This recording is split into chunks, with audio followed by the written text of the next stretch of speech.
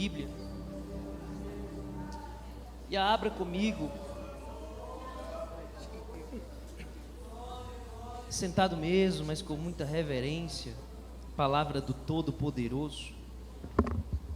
Abra sua Bíblia comigo, acesse Evangelho de Jesus que escreveu João, capítulo de número 5. É um texto muito conhecido, então nós vamos ler um versículo apenas. O Evangelho é o 5, do Evangelho de João, o capítulo é o 5, o versículo é o 14. João 5,14, quem achou, diga amém. Amém. A palavra do Senhor diz assim: mais tarde, Jesus o encontrou no templo e lhe disse: olha, que já estás curado, não peques mais, para que não te suceda coisa pior. Só até aí. Que o Senhor continue falando conosco, diga amém. Amém. Eu li apenas o versículo 14 de um texto muito conhecido, mas para contextualizar, para quem porventura ainda não lembrou desse capítulo, aqui é a cura do paralítico do tanque de Betesda. Quem já escutou essa história, diga amém. Amém. A história é muito conhecida. É um homem que há 38 anos está paralítico e ele está, a Bíblia diz, num lugar por nome de tanque Betesda, e naquele lugar tem um mistério, que a Bíblia não entra muito em detalhes do porquê, mas tem um mistério, pastor Angel. Aquele tanque, todos os dias, em algum momento, as águas eram agitadas, e quando havia aquela agitação da água, qualquer pessoa que entrasse naquela água naquele momento era curada, de qualquer enfermidade que tivesse. Só tinha um detalhe: era só o primeiro que entrasse. Então, no agitar da água, qualquer enfermidade que aquela pessoa tivesse, ela entrasse no tanque, ela era curada. Por isso, aquele tanque nunca estava vazio, pelo contrário, sempre cheio de pessoas com enfermidades diversas, na esperança no agitar das águas, conseguir vencer, talvez a outras pessoas, os obstáculos, entrar no tanque e ser curado. Mas a Bíblia fala que lá tem um homem, que há 38 anos está naquela situação, paralítico e não anda. Mas um dia ele tem encontro com Jesus.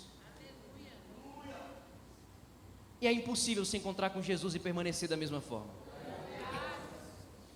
Eu costumo dizer que o encontro com Jesus é como ser atropelado por uma Scania. Não tem como permanecer do mesmo jeito. E glória a Deus, porque Jesus tem nos encontrado nessa noite aqui. Então o texto é esse: Jesus um dia encontra aquele homem, pergunta se ele quer ser curado, ele apresenta algumas dificuldades, mas Jesus fala: olha, não importa o que está acontecendo, pega teu leito, anda. O homem é curado na hora, ele sai andando. E quando ele sai andando, as pessoas perguntam: olha, você não pode carregar seu leito hoje, porque hoje é sábado. E ele fala assim: olha, quem me curou mandou eu carregar. Ele falou: quem te curou? Eu não sei quem me curou, porque Jesus já havia saído.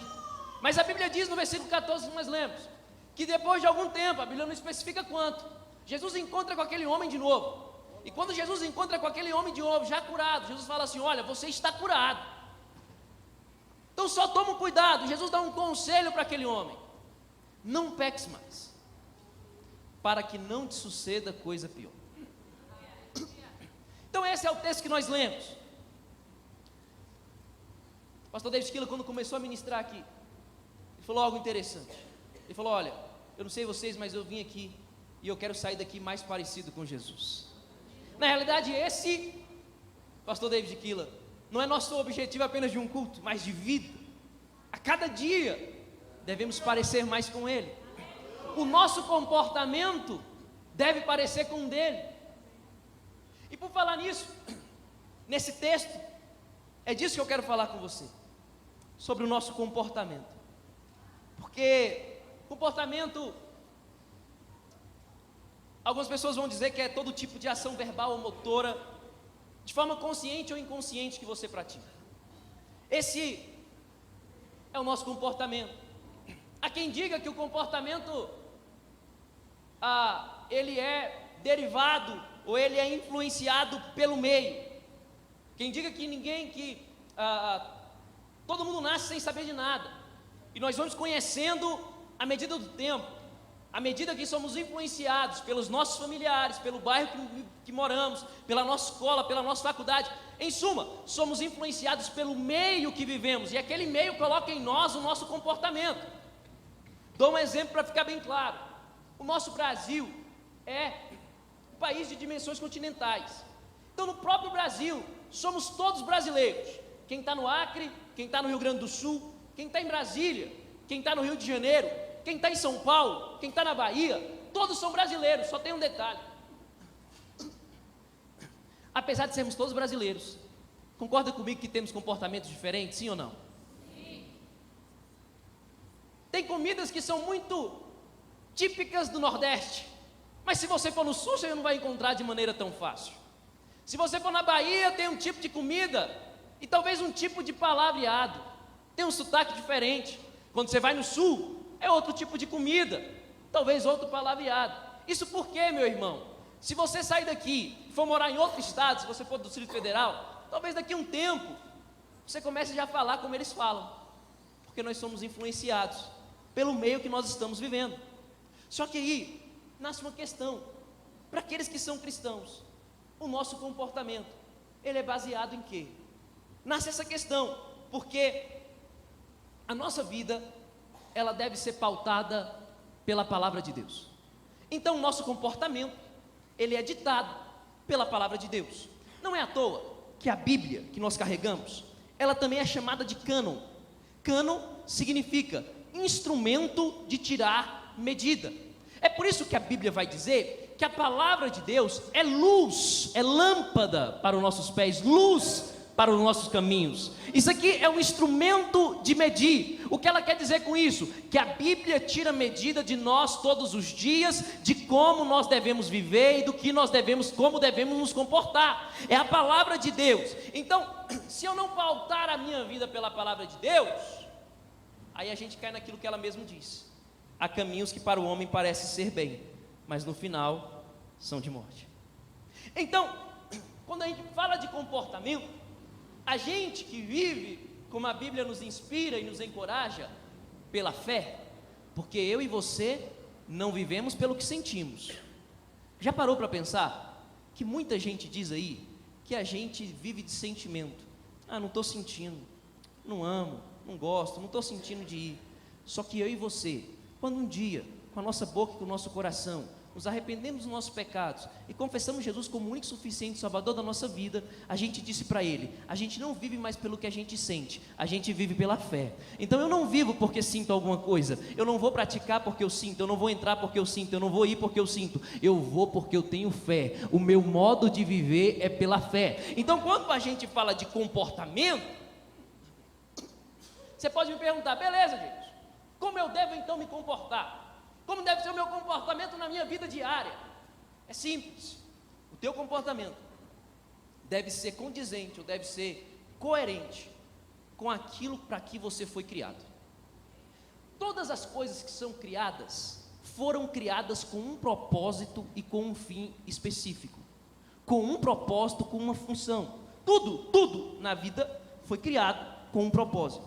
Por exemplo, microfone, diga microfone. Microfone, ele não foi criado do nada. Microfone foi criado para um propósito: amplificar ou replicar a voz que fala aqui. Então quem criou o microfone falou assim, não é criou do nada, alguém foi lá, pegou e falou: serve para isso. Não. Quem criou o microfone, um dia disse: eu preciso de alguma coisa para replicar a voz, porque eles não estão conseguindo me ouvir. E sempre quem dá a função ou quem dá o propósito de algo, só pode dar o propósito para alguma coisa quem cria aquela coisa. É por isso que Papai do Céu criou eu e você. Então só Ele pode dar o nosso propósito e o nosso destino. Então quando eu pensar, para que foi criado, para que nasci, para que vim esse mundo, para que estou vivendo, a resposta está nele. Só que só tem uma coisa: a vida terrena vai te torrar, vai atrás de você para querer ditar para você que ela manda em você. Só que tem uma coisa: eu e você não nascemos para olhar para a terra. Como foi pregado aqui nesses dias atrás, Deus em todo tempo nos chama para quê? Para olhar por alto. Olho para os montes, de onde me vem o socorro. Por que, Jameson? Porque todas as vezes que eu olho para a terra dita quem eu sou. Quando eu olho para a terra diz: você não é capaz. Quando eu olho para a terra diz: sua família está perdida. Quando eu olho para a terra diz: não tem cura para essa doença. Mas quando eu olho para o alto, tem terra querendo ditar quem você é e o que você vai fazer da tua vida. Mas eu vim como profeta de Deus nesses 22 anos dessa igreja dizer: negativo. Quem dita o teu propósito e o teu futuro é aquele que te criou e te formou desde o ventre. Então eu e você fomos criados com um propósito por Deus. E como a gente tem que se comportar? A gente se comporta com um fim, com um propósito para que nós fomos criados. E por que tem muita gente frustrada, decepcionada, muita gente triste com a vida, muita gente falando: minha vida não anda, minha vida está paralisada? Por quê? Porque tem muita gente que Deus criou para ser microfone, mas está tentando ser pedestal até hoje. Tem muita gente que Deus criou para ser microfone e está querendo ser caixa de som. Mas enquanto eu quero ser caixa de som e Deus me chamou para ser microfone, a minha vida está paralisada e não anda. Mas quando eu abrir o meu coração e falar: faça da minha vida aquilo que te aprouver, aí eu entro no comportamento que Deus quer e a minha vida começa a andar. Sabe, eu estou sentindo Deus nessa casa, então deixa eu liberar uma palavra para você. Se Deus te chamou para ser microfone, seja microfone. Se Deus te chamou para ser caixa, seja caixa. Se Deus te chamou para... James, mas o microfone é mais bonito. O mais bonito é fazer a vontade daquele que te chamou e te vocacionou. Mas o pedestal é mais legal. O mais legal é ser fiel à chamada que Deus deu para a tua vida. Aleluia! Então aí a gente tem um problema, porque a Bíblia e a palavra de Deus dita o nosso comportamento, sim ou não? Sim. Dita. Só que só tem uma coisa: a palavra de Deus dita a nossa vida. Você vem para a igreja prega como você tem que se comportar, como você tem que viver. Só que lá fora tem um monte de gente pregando totalmente diferente.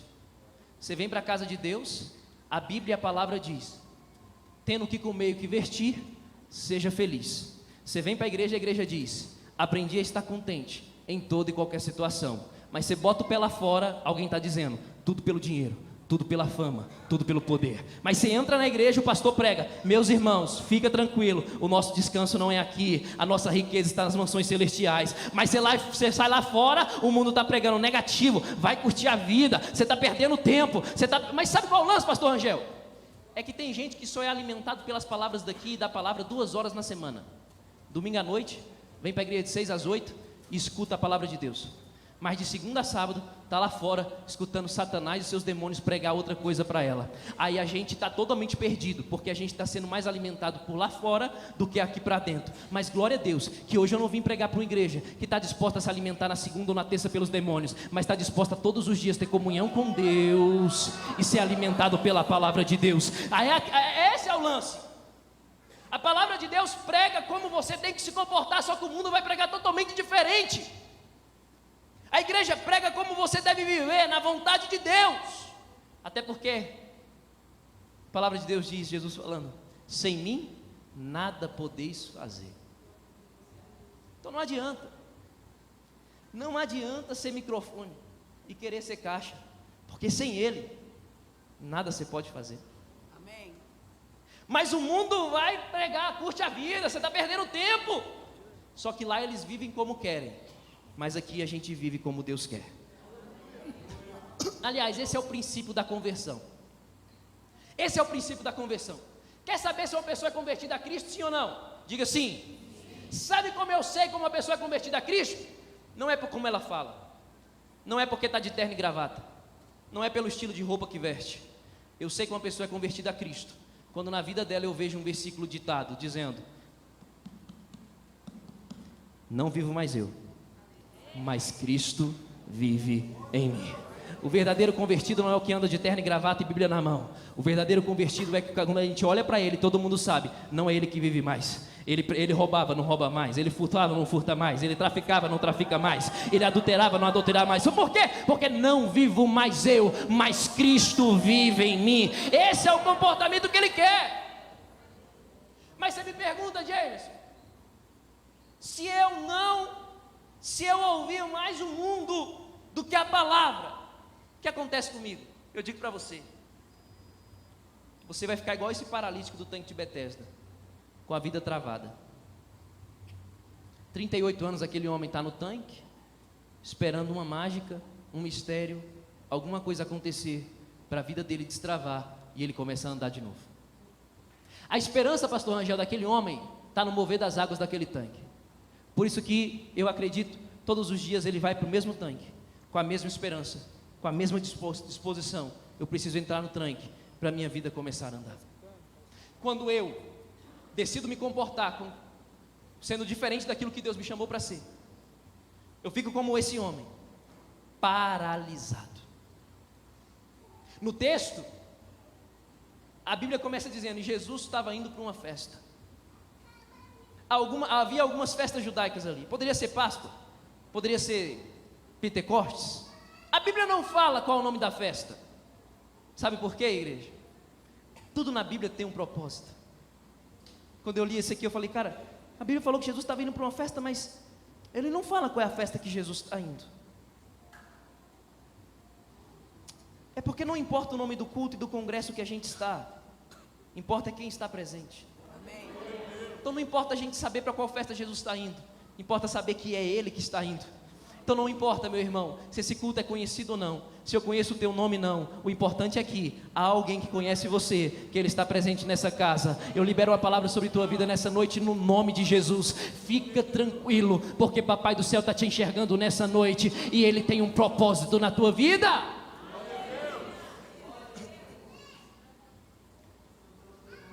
Paralítico, a Bíblia não cita nome, ele só fala que ele está paralisado.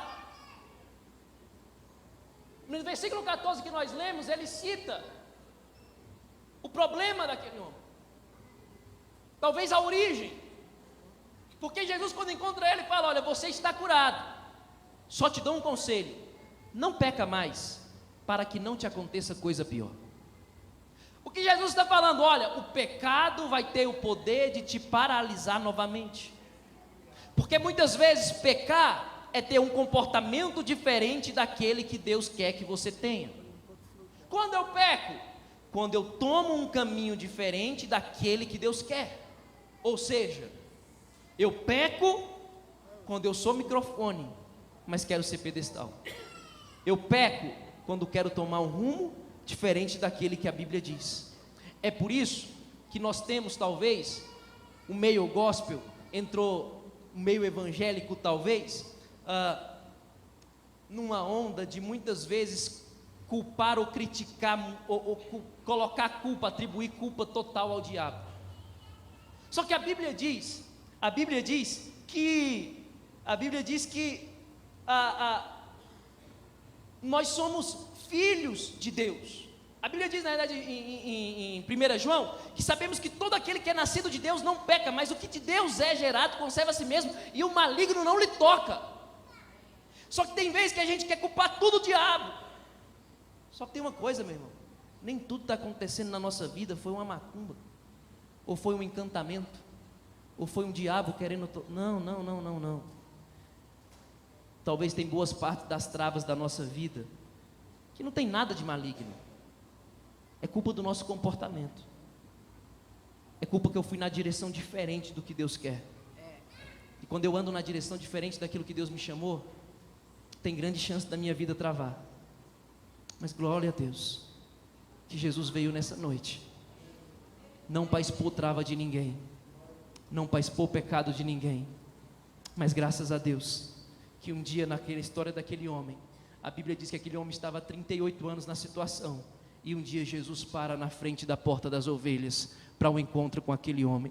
Eu quero acreditar no nome de Jesus, que hoje é noite de Jesus parar na porta da vida de alguém aqui e dizer: não vim expor trava, mas eu vim destravar jornadas e caminhos. Eu não vim expor problema, mas eu vim destravar jornadas e caminhos que estão travados. Ei, até Deus está falando com alguém aqui nessa noite. Deus tem algo para a tua vida no nome de Jesus. Tem gente chorando, tem gente amargurado, dizendo: estou paralisado na alma, não consigo sonhar, não consigo romper, não consigo produzir. Mas Jesus parou na porta desta igreja hoje, nessa noite, para dizer: eu não vim expor o teu pecado, não vim expor a trava da tua vida, mas eu vim gerar novos caminhos e novos projetos para você. Aleluia!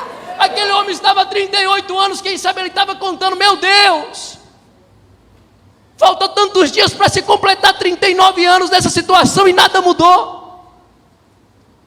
Falta tantos dias para se completar 40 e nada mudou. Aquele homem, muitas vezes, presbiteriano, estava como nós.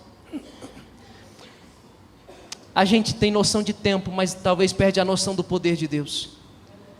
Explico para você entender. Nós temos noção de tempo. Nós sabemos que hoje é 2 de julho, quando der 23h59, o relógio vira da meia-noite, vira 3 de julho. A gente tem noção de tempo, a gente sabe que hoje é 2 de julho e amanhã é 3. O que a gente não sabe é o que Deus pode fazer antes do dia 2 acabar e o dia 3 começar.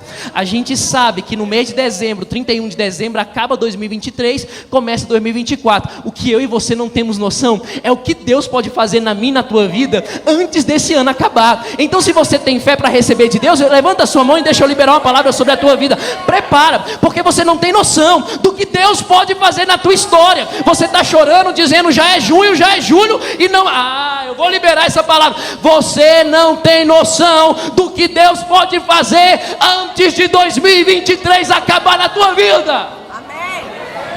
Eu sempre digo isso e eu vou repetir. Eu não sei você, viu, igreja, mas eu ainda acredito num Deus que a pessoa dorme doente e acorda curada.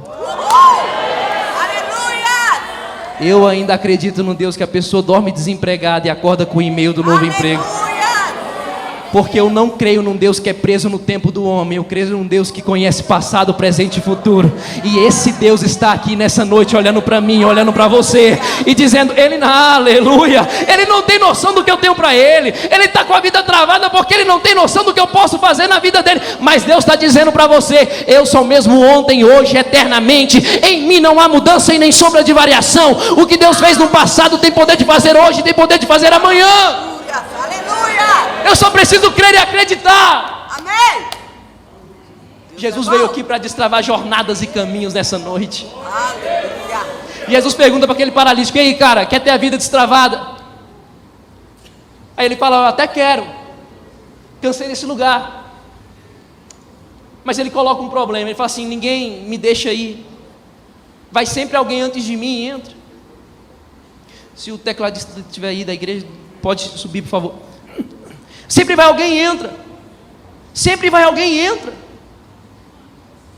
botando a culpa, uma justificativa no problema, como eu e você às vezes fazemos. Às vezes Jesus põe diante de nós soluções e nós colocamos à nossa frente, entre nós e Ele, problemas e justificativas. Vou dizer uma coisa para você, cara, quem faz a obra é Jesus. Amém. A gente precisa acreditar que Ele é o Todo-Poderoso. É aquele, aleluia, Ele é o Todo-Poderoso. Ele faz como quer, do jeito que quer, na hora que quer. Só que às vezes a gente prende, a nossa mentalidade humana não se compara com a mentalidade de Deus. É por isso que a Bíblia vai dizer que os pensamentos de Deus são bem maiores que os nossos. Por quê? Porque tem hora que a gente está diante de uma situação que a nossa mentalidade não consegue ver solução. Mas deixa eu te trazer um conselho de Deus para a tua vida. É porque os seus pensamentos são pequenos. Mas quem tem o pensamento alto, ele consegue enxergar a solução para a tua vida. Ele consegue. Eu estou pregando para alguém agora que está numa situação de impossível, de causas impossíveis. Mas o Senhor te manda te dizer: o Deus do impossível está nessa casa, está nesse lugar. Só que Deus quer que a gente mude o nosso comportamento. Então às vezes é mais fácil a gente culpar alguém do que atribuir o problema da nossa trava ao nosso próprio comportamento. Mas aquele que é misericordioso, Ele está aqui, não para assistir a tua trava, mas para nessa noite apresentar uma solução para a tua vida. Porque quando Jesus fala para aquele paralítico, você quer ser curado? Ele apresenta um problema. Sabe o que Jesus está falando hoje para alguém aqui? Não quero mais saber dos problemas, não quero saber mais qual é a dificuldade, não quero, eu vim lhe apresentar uma solução. É isso. Jesus, quando entra naquele tanque, Ele não entra com um leque de possibilidades para aquele homem, Ele entra com a solução da vida daquele homem. Então tem hora na nossa vida que a gente não tem que perder tempo expondo para Jesus por que a tua vida travou, por que a tua vida não anda, por que a tua jornada foi interrompida. Não!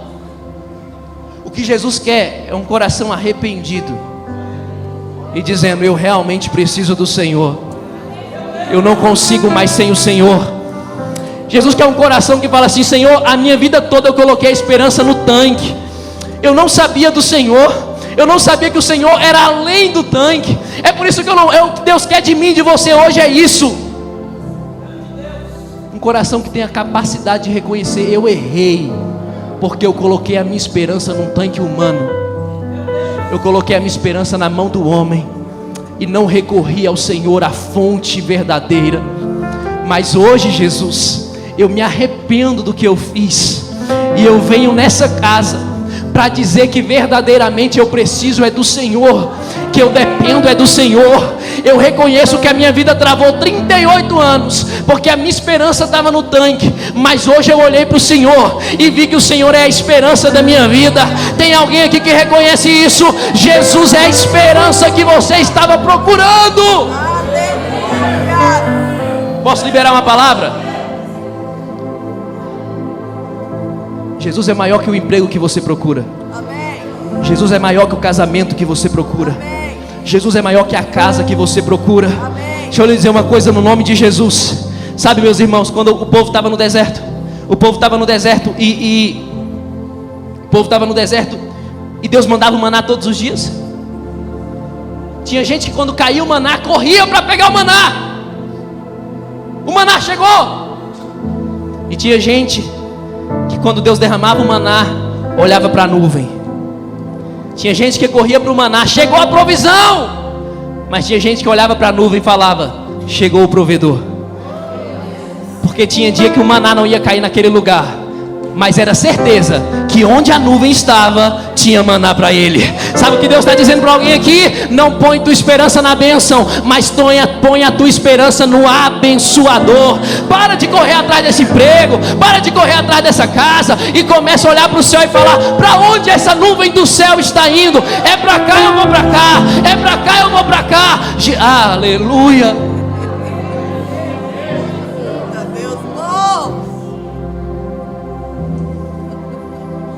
A vida diz pra gente: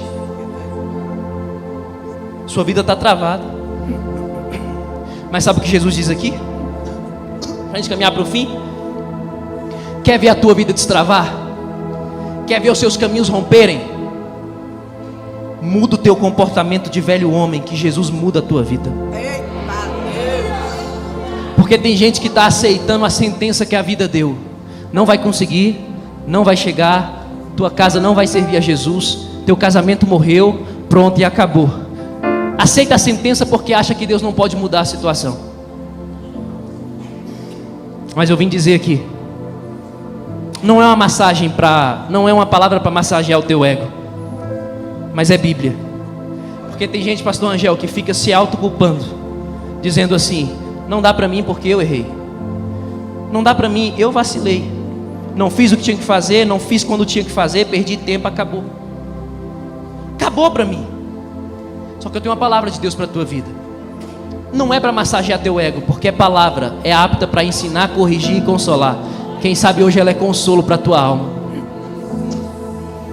Porque para quem diz acabou, tem gente que aceita a sentença da vida, desacreditando do poder de Deus mudar situações. Só que a minha Bíblia diz, se você conferir a tua, vai dizer também, 2 Crônicas 7,14: e se o meu povo, que se chama pelo meu nome, se humilhar e orar. Então, eu não vou culpar ninguém, eu não vou condenar, não. Eu vou ouvir do céu, eu vou sarar a sua terra e vou salvar.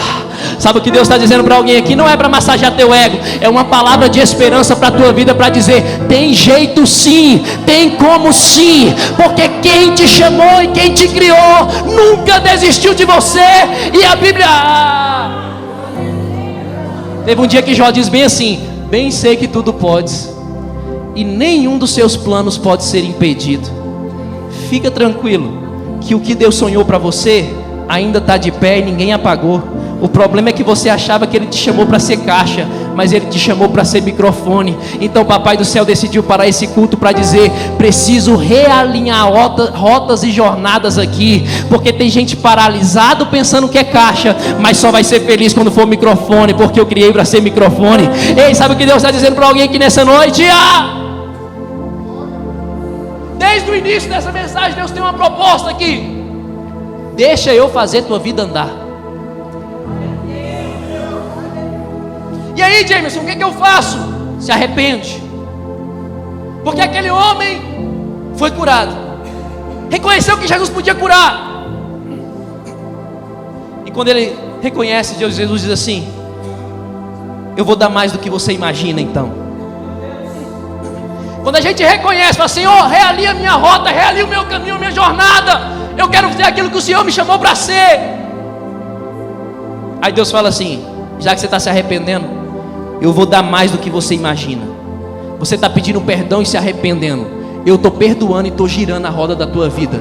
Eu estou perdoando e estou destravando a tua vida. Alguém recebe essa palavra em nome de Jesus, porque a palavra é de Deus e ela não volta vazia. Ela está encontrando corações aqui hoje nessa noite, e Ele está dizendo: fica tranquilo, porque estou te perdoando e estou liberando uma jornada para você. Eu ouvirei do céu e sararei a tua terra. Sabe o que é sarar a terra? Sarar a terra é pegar uma terra improdutiva e fazer ela voltar a produzir. Talvez é o que Deus quer fazer na tua vida hoje. Talvez eu estou pregando para pessoas que estão dizendo assim: 1 ano, 2 anos, 3 anos, 4 anos, 10 anos sem produzir. Deus está falando assim: meu Espírito está pairando sobre essa terra sua hoje. Está dizendo: vai voltar a ter vida aí. Levanta a mão e deixa eu profetizar: vai voltar a ter vida aí. Eu estou liberando uma palavra sobre terras. Talvez que você entrou aqui dizendo: eu sou improdutivo, de mim não pode sair nada, de mim nada sai de bom. Mas Deus me trouxe aqui para denunciar esse complexo e dizer: de você sai sim, porque tu é a imagem e semelhança do Rei, tu tem a essência do Espírito de Deus. Aí, quer ver tua vida destravada? Quer ver tua vida destravada? Tu não precisa acender vela. Precisa, pastor, se no mar lá e pular 7 ondas. Quer ver tua vida destravada? Com todo respeito, não precisa de um master coach. Quer ver tua vida destravada? É só entrar no querer e no propósito de Deus para tua vida. Para terminar, essa palavra me lembra Josafá. Presta atenção e aqui eu termino. Josafá é um rei, homem de Deus. Josafá não era muito de guerra, mas ele era de muita oração e adoração. Josafá construía muitos altares a Deus, estabelecia altares ao Senhor. Homem de Deus, um rei de Deus. Não era muito de guerra, mas como era de oração e de comunhão com Deus, vencia as guerras mesmo não sendo o melhor guerreiro. Só que tem um dia que para uma guerra ele vai se misturar com um cara chamado Acabe. Acabe, a Bíblia diz que ele foi o pior rei. Antes dele, até ele nascer não teve nenhum rei pior que ele, que fez mal aos olhos do Senhor. Josafá, homem de Deus, temente ao Senhor, com princípios, um dia resolve ir para uma guerra, se junta com Acabe. E o primeiro sintoma de quem se mistura, de quem sai do propósito de Deus, é que para de ouvir o Senhor. Cara, quem sai do propósito de Deus, vem no gabinete pastoral 5 vezes, conversa com 10 pessoas, não consegue entender a vontade, para de ouvir o Senhor, não consegue receber por fé a palavra. Quando Josafá se mistura, ele para de ouvir o Senhor. Só que Josafá tinha uma virtude: ele não fazia nada sem consultar o Senhor. Quando Josafá decide ir para a guerra com Acabe, ele fala: cara, não tem nenhum profeta aí para a gente ouvir não? Só que Acabe era político, né? Talvez um pouco parecido com os brasileiros. Acabe comprava até os profetas. Aí Acabe traz 400 profetas e fala: qual que você quer ouvir? Só ouviu o que ele queria. Aí Josafá fala assim: não, cara, não tem um profeta de verdade aqui para gente escutar não. Aí Acabe fala assim: cara, tem um tal de Micaías aí. Só que toda vez que ele vem aqui, ele só fala contra a gente. É só confronto. Josafá fala: chama de Micaías, vamos ouvir o que Deus quer. Quando chama Micaías, Micaías olha Acabe e Josafá misturado. Ele fala: esse negócio vai dar certo não. Mas eu vou profetizar, pode ir para a guerra que vocês vão ter vitória. Josafá fala assim: cara, então não é assim não. Pode falar o que Deus quer mesmo, cara. Micaías fala: vocês querem ouvir mesmo? Então eu vou falar. Se for para a guerra misturada, vai morrer. Não vai para a guerra que vão morrer. Acabe fala: escuta isso não, vamos para a guerra. Chega na guerra, um arqueiro que a Bíblia não cita nome pega uma flecha sem direção, lança a flecha acerta quem? Acabe. Acabe morre. Do nada. Morreu. Se os dois estão errados, se os dois estão misturados, por que morre só Acabe e não Josafá? Porque Josafá tinha princípios e temor. Só tinha tomado uma decisão errada. Acabe não.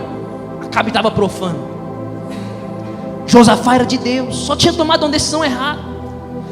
Entenda uma coisa: Deus não quer te matar, mas tem hora que Ele deixa a guerra chegar só para arrancar essa atitude ruim que você tomou da tua vida. Deus não quer te matar, Ele só quer arrancar de você o que não está em acordo com Ele. Quando Acabe morre, o profeta vem e fala: Josafá, você só não morreu porque você já viveu na vertical com Deus. Josafá, você só não morreu porque antes de tratar na horizontal, você sempre procurava a vertical. Mas tem uma coisa, Josafá: Deus está com saudade do teu comportamento passado, quando você estabelecia altares a Ele e adorava. Deus quer que você mude de vida, Josafá. Josafá vem, corre, escuta a palavra de Deus, levanta um novo altar. Ele levanta um altar de adoração ao Senhor, mas daqui a pouco 3 exércitos vêm contra Josafá, para nos mostrar que mesmo diante de altares do Senhor tem luta. Só que quando vem 3 exércitos contra Josafá, Josafá fala assim: na primeira eu perdi, porque eu estava misturado. Mas agora, diante dessa guerra, eu não quero saber quantos exércitos vêm. Nós vamos dobrar o nosso joelho, porque quando a vertical falar, a horizontal vai obedecer. Sabe o que Josafá estava falando? Na primeira vez eu errei, eu tomei uma decisão errada, mas agora eu sei qual é a decisão certa da minha vida. E eu também sei que quando a palavra vem de cima, muda a situação aqui embaixo. Talvez essa palavra está encontrando o coração aqui nessa noite. Se preocupa com a tua comunhão com Ele, que aqui embaixo Ele resolve para você.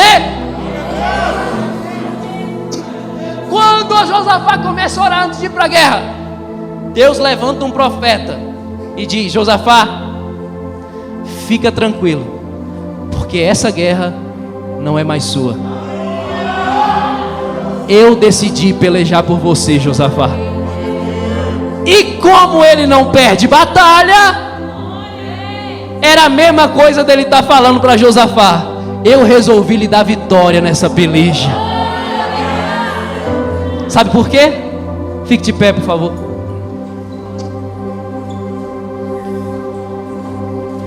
Porque Josafá mudou a posição dele. Dou a palavra de Deus para a tua vida hoje: muda de posição,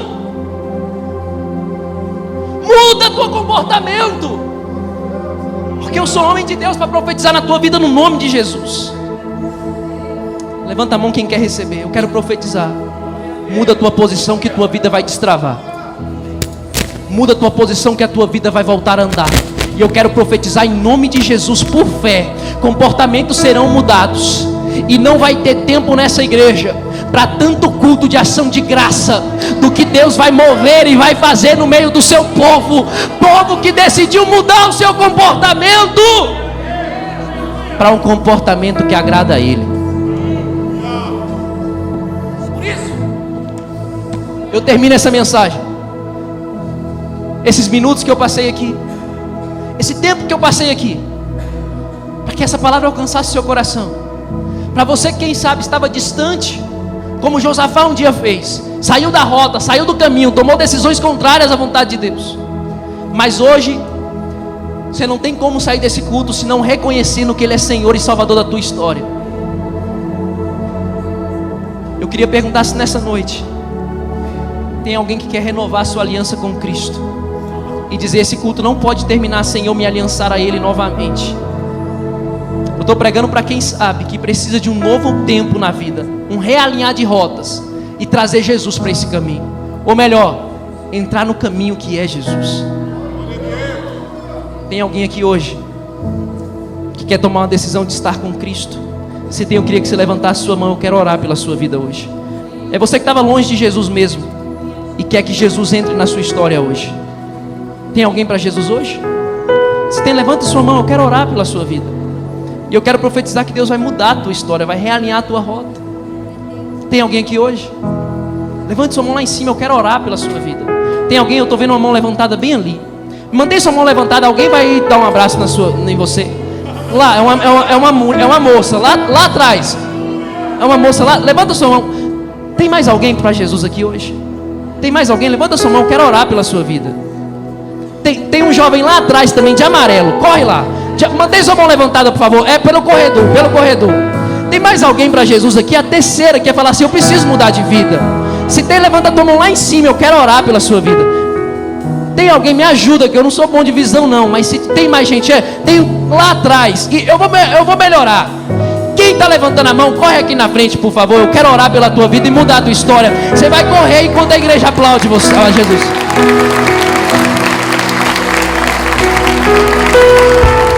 Cadê você que quer mudar de vida? Cadê você que tomou decisões erradas, quer falar: eu preciso dele? Corre aqui na frente. Jesus quer mudar a tua história hoje nessa casa. Jesus quer mudar a tua história. Vem hoje, cara. Vem hoje. Vem hoje. Vem hoje. Aleluia. Vem hoje para Jesus. Tá vindo a quarta pessoa para Jesus ali. Tá vindo na quarta.